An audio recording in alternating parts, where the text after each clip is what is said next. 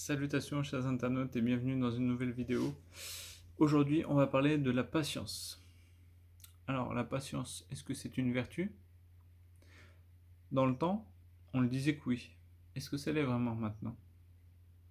Quelqu'un de pressé, d'avoir tout le temps cette adrénaline du bon stress si je puis dire, et d'organiser, va toujours tout faire pour être proactif et pour gagner un maximum de temps. Gérer son temps, se dépêcher. Ok, pourquoi pas. Donc, est-ce que on vit dans un monde maintenant où tout doit être rapide et ne plus apprécier quelque chose à sa juste valeur? Je pense que la patience, au contraire, a pris de la valeur avec le temps. C'est justement parce qu'on est dans un monde qui bouge tout le temps que la patience est une plus grande vertu de nos jours. En fait, je dirais même que maintenant c'est une vertu indispensable. Parfois c'est vraiment incroyable. Quand on pense qu'à une certaine époque, on prenait son cheval et on galopait pendant des heures et des heures pour aller jusqu'au village voisin. Maintenant, on a le métro, le RER, les avions, euh, plein de choses, les voitures, tout ça. Même les vélos, avant c'était catastrophique.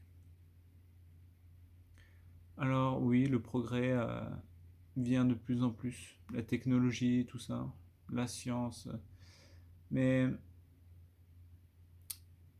on crée à chaque fois de plus en plus de choses pour nous faciliter la vie et pour profiter de la vie.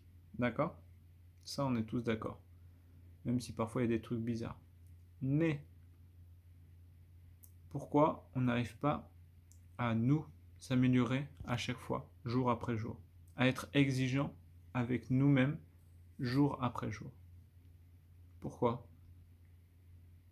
On devient de plus en plus passif et plus exigeant envers les autres, comme si tout était déjà acquis.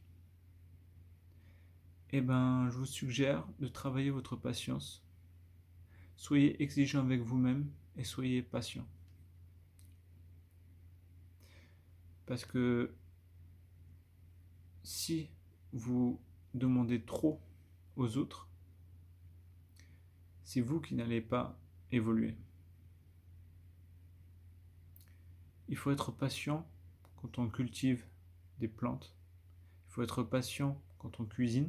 On ne peut pas tout cuisiner instantanément, même si on essaye à chaque fois de faire des choses pré-cuites, préparées.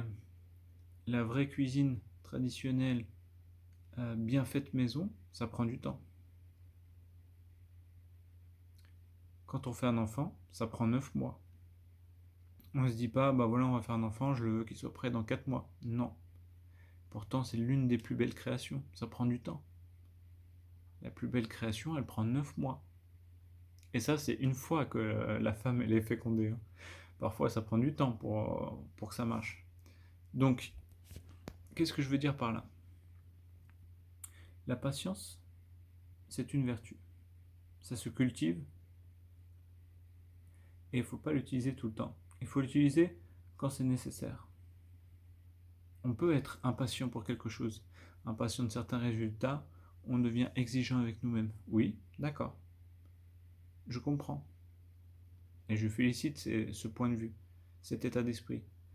Mais si je vais par exemple à la poste et que je dois attendre 1 heure parce qu'il y a des gens qui sont très lents, et en plus de ça, il y a beaucoup de monde qui attend. En plus de ça, il y a beaucoup de monde qui attend et qui sont un petit peu paumés, ils savent même pas ce qu'ils font là. Du coup, vous allez prendre beaucoup de temps et vous allez perdre peut-être 1 heure. Mais c'est indispensable. Soit vous rentrez chez vous, soit vous patientez. C'est là où je veux en venir. Si vous avez la possibilité de patienter, alors cultivez votre patience. Faites autre chose, sortez votre téléphone, lisez, instruisez-vous, observez autour de vous. Vous pouvez apprendre beaucoup de choses rien qu'en regardant, en écoutant. Mais soyez patient.